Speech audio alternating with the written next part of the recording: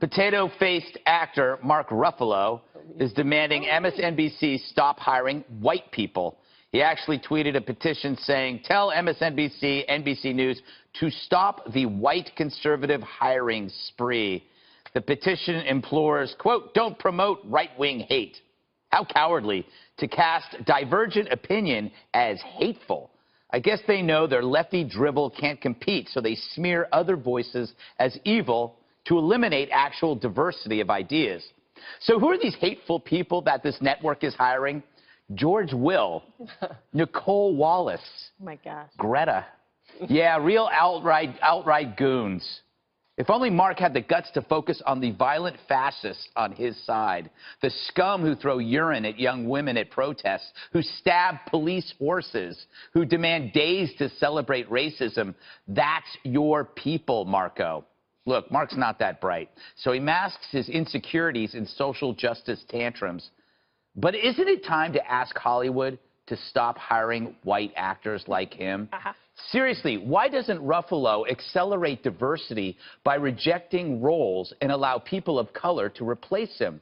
This guy's been in like 70 movies. Ruffalo's own selfish desire to saturate the marketplace makes him an obstacle for diversity. He's racist. In fact, all those roles were opportunities for gays, lesbians, men and women of color that he took for himself. His callous appropriation of such roles deprived others of meaningful work. He's a selfish, old, white male, and Hollywood should stop hiring him. I would circulate a petition, but unlike Marco, I have a life. Shouldn't he live by the sword, die by the sword, Dana?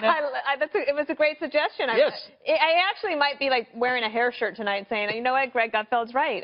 He probably hadn't realized this about himself. Yes, exactly. If you actually feel that there are too many white people in a certain occupation, Mark, it's on you. He's in like 5 movies a year, Jesse. He doesn't need to work that much. And every role he takes means a person of color doesn't get that role. He played the Hulk. He didn't have to be a white guy to play the Hulk. That's a lot of roles for a potato face, Greg. Yes, well, I mean, wow, that's mean. I cannot believe you said he was potato face. No, that's a compliment. I like potatoes. I like potatoes. I'm a spud king. You know what I like? I like when the left eats its own. That's what I really enjoy. Could you imagine if a conservative Hollywood actor said, Fox News, you know, we have to stop hiring so many liberal blacks. Could you imagine the outrage about something like that? It's crazy. Yeah. Juan would be outraged. If MSNBC, that's too conservative for Mark Ruffalo. I know, that's exactly. Too conservative. Exactly. Juan's Panamanian. Yeah, in fact, you know, when we were talking about potato face, I was reminded that Manuel Noriega was called pineapple face. Yeah, that's an interesting expression. I don't understand how this green guy suddenly gets into this racial conversation. But I will say that there is a legitimate conversation going on about the fact that you have people from, like Tamron Hall no longer working there, or Melissa Harris Perry, Michael Eric Dyson, and it seems like, hey, what's going on? Are they making a decision to move away from the left and move towards a more centrist approach? Well, they made it very hard on Megyn Kelly when she moved over there because the press and the media, because Tamron Hall then went off the air, but they weren't going to keep Tamron anyway. Right, but I mean, people like Jose Diaz-Balart, you know, Tamron Hall, Toure. People I've never heard of these people. You never. Yes, Get out of here! You have. You know Toure. What is this remember? MSNBC you speak of? Well, Toure was on CNN, the show, remember? I kind of, the cycle. What's it called, the cycle? Yeah, we're trying to imitate us. They're trying to imitate the Five. Yeah. It worked out well. With Crystal Ball. Yeah, exactly. Was she on that show? It's like a child dressing up as a cowboy on Halloween. You're not really a cowboy. But she's on here now.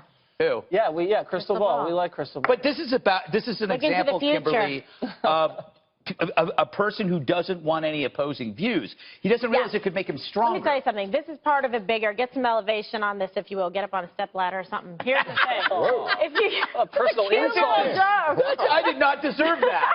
Wow. The show is over. It's we have a minute over. left. Wait a minute left. But when you think about it, the discrimination and prejudice that is being exhibited by the alt-left, it's unbelievable. If you don't disagree with them, then everybody else is racist and sexist, and they get to preach and pontificate and exclude others from college campuses and from speaking venues and from whatever events they're having, et cetera, because it's what they decide has the purity and the moral objective. That's what I find extremely limited and small-minded. Well, the other thing I think that MSNBC has decided is that in terms of, not on racial diversity, but they've realized that diversity of thought is actually good for their bottom line. I think they've made a marketing and a business decision. Yeah, people like to be challenged. They like to hear new things. That's why The Five is the most successful show in the history of television. Exhilarating. There's been nothing like this. We can Except go the cycle. Except the cycle.